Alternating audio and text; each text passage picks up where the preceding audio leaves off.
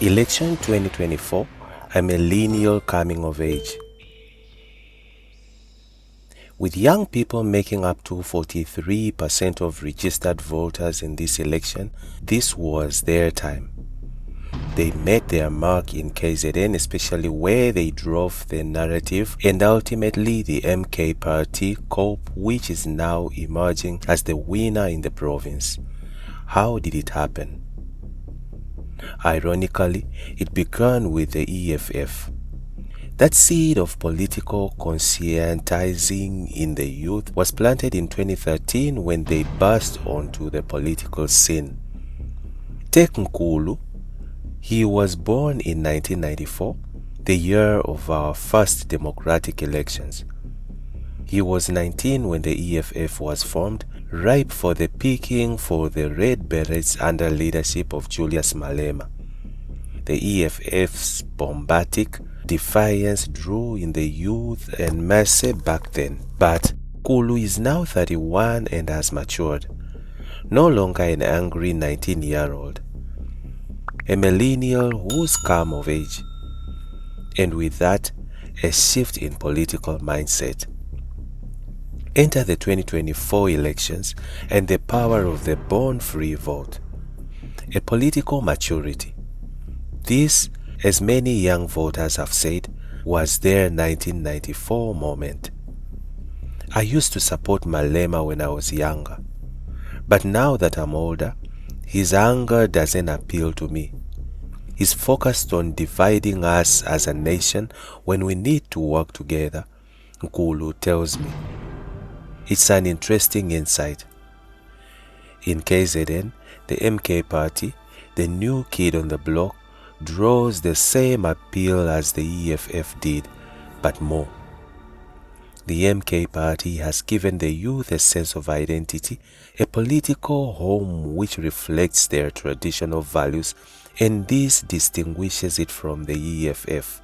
KZN remains largely polarized. Still a province driven by identity politics where the pride of the Zulu kingdom reigns supreme. The EFF does not reflect that Zulu pride. MK does. Zuma does, and that's why youth voted overwhelmingly MK, catapulting the party into KZN's winning party, despite its public battles and having been formed less than 6 months ago. In the end, nothing could come between the perceived fierce protection of Zulu values which MK is seen to represent. We need to protect our identity as Zulu nations, and MK is seen as the party to do that. Yes, many of our go-go's still feel their own loyalty to the ANC because of Mandela and all that, but as the youth, that's not our legacy. We don't know suffering under apartheid, but we know suffering of unemployment under the ANC. Look how many young people can't find jobs today, even as graduates, adds Nkulu. But it's also interesting to reflect on why some turned away from the EFF beyond the political maturity.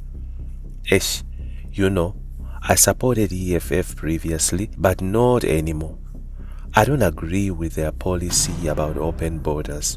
This thing about wanting to have free borders and let everyone from Africa come to South Africa is not good, especially when we're battling to find jobs as young people. That's why I gave my vote to MK provincially. Londi, a 25-year-old waitress in Durban, tells me. She laughs before adding, but you know what? I voted DA for national. She seems slightly embarrassed by this admission, but relieved to have confessed. I look at her, surprisingly, by this revelation. I know, she says, understanding my look. Why? I ask, intrigued. MK is not ready nationally. They are still a new party, so I don't trust them to just govern nationally. I think DA is still safe nationally. They can make a change better than the ANC. MK needs the experience, but for KZN, they are okay for now. They will protect us Zulus, she laughs again, this time comfortable, convinced by her decision. Zora Teike is an investigative journalist and independent contributor. Who will rule Gauteng now that the ANC is losing its majority? With the Gauteng ballot counting over 16% complete by Friday afternoon, it became clear that no political party would achieve a clear majority in the province.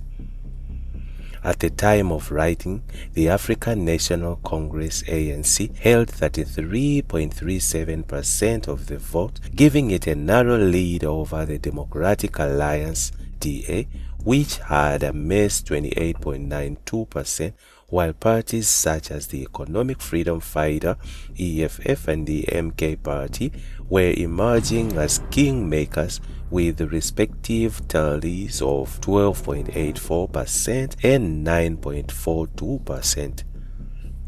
But the big question on everyone's lips is, who will lead the coalition that seems inevitable in South Africa's economic heartland?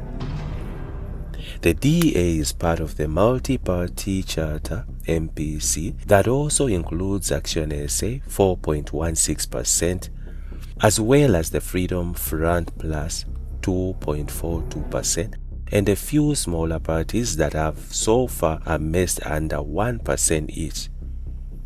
It's unlikely, given the current numbers, that the MPC grouping will have more than 38% of the vote collectively, which means they likely need to form an alliance with Julius Malema's EFF in order to attain a majority government in Gauteng.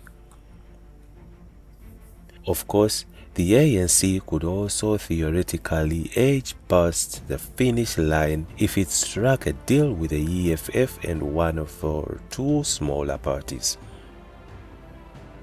Political analyst Dr. Mbeki Ngomezulu told IOL that the issue of coalition is a very difficult one, as there will be serious discussions and differences of opinions within both the ANC and DA.